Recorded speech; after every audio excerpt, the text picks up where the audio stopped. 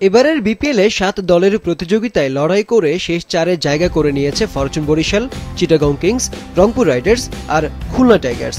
বাদ পড়েছে দুর্বার রাজশাহী, ঢাকা ক্যাপিটালস ও সিলেট স্ট্রাইকার্স।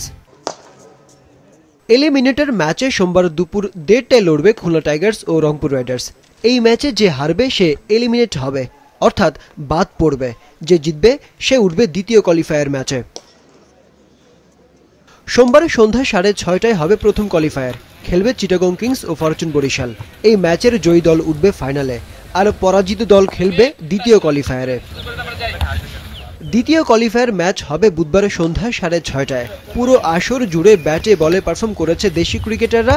12 ম্যাচে 485 রান নিয়ে সবার ওপরে ঢাকা ক্যাপিটালসের তানজিদ হাসান তামিম।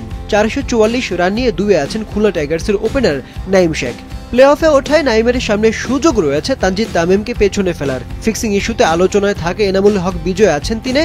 12 ম্যাচে তার রান 392। 12 ম্যাচে 389 রান নিয়ে 4-এ আছেন সিলেট স্ট্রাইকার্সের ব্যাটার জাকির হাসান। 11 ম্যাচে 377 রান নিয়ে সেরা 5-এ চিটাগং কিংসের গ্রাহাম ক্লার্ক। বিতর্কের কেন্দ্রবিন্দুতে থাকা দুর্বার রাজশাহীর পারফরমেন্স ভালো না হলেও উজ্জ্বল ছিলেন দলটির পেসার তাসকিন আহমেদ। 12 ম্যাচে সর্বাধিক 25 উইকেট নিয়েছেন তিনি। 20 উইকেট নিয়ে 2 নম্বরে আছেন ফরচুন বরিশালের পাকিস্তানি পেসার ফাহিম আশরাফ। 3-এ আরেক পাকিস্তানি পেসার আকিফ জাভেদ। 10 ম্যাচে 19 উইকেট নিয়েছেন রংপুরের এই পেসার।